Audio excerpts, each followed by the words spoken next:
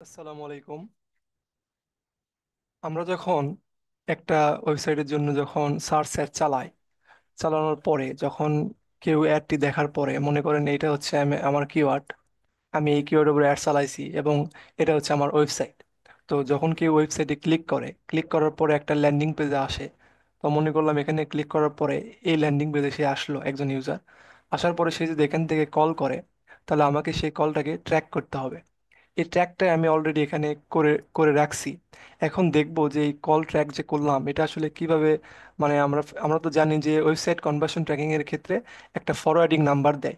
তো আমরা প্রিভিউ করে দেখবো যে ফরওয়ার্ডিং নাম্বার আসলে কিভাবে দেখায় এবং এটা আসলেই কি আমি যে ট্র্যাকিংটা করছি এটা কি আসলেই কাজ করতেছে কিনা আমরা প্রিভিউ মোডে সেটা দেখতে পারবো। তো এখান থেকে আমি অলরেডি এটা মানে প্রিভিউ করে রাখছি। তারপরে এটা হচ্ছে আমার ট্যাগ অ্যাসিস্ট্যান্ট কানেক্টেড।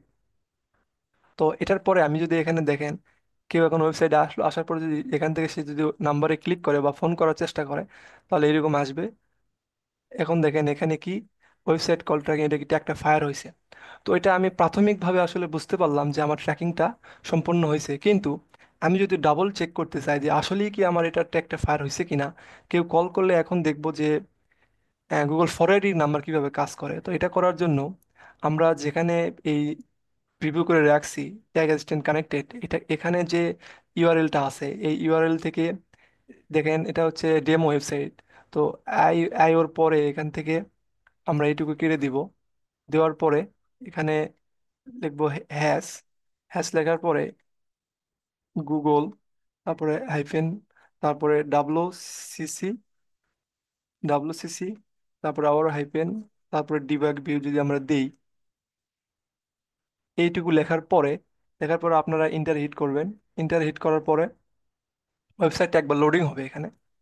তো লোডিং হওয়ার পরে ওয়েবসাইট আগে লোডিং হোক।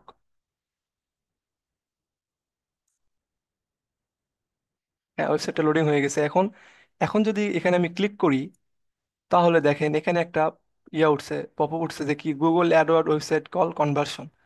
এখন আপনি এখান থেকে জাস্ট এটা ক্যান্সেল করার পরে আপনি এখানে ফোর্সে ক্লিক করতে হবে। আমি যদি ফোর্সে ক্লিক করি, তাহলে দেখেন এই যে আমার ওয়েবসাইটের নাম্বার এটা কিন্তু চেঞ্জ হয়ে গেল।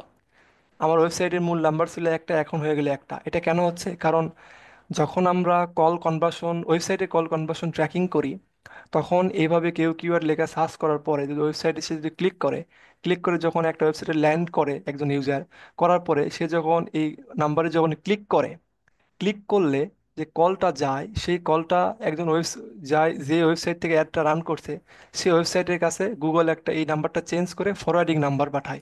ঠিক এইরকম একজন ইউজার কল করার পরে এরকম একটা ফরওয়ার্ডিং নাম্বার এখানে আসবে। সরি, এখান থেকে যে ফোর্সে ক্লিক করি,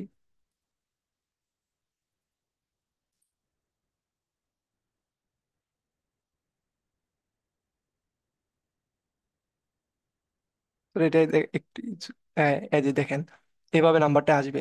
অর্থাৎ কেউ কল করার পরে ফরওয়ার্ডিং নাম্বারটা এরকম আসবে এবং এটা হচ্ছে মূল ওয়েবসাইটের নাম্বার। আর এটা হচ্ছে এখানে ইয়ে করলে চলে যাচ্ছে। আচ্ছা, এটা হচ্ছে ফরওয়ার্ডিং নাম্বার। তো তার তার মানে এখন আমরা কি বুঝলাম, যেহেতু এরকম করার পর আমাদের এখানে আসছে, তার মানে আমাদের কনভার্সন ট্র্যাকিংটা ভালোভাবে বা সঠিকভাবে সেট আপ করা হয়ে গেছে।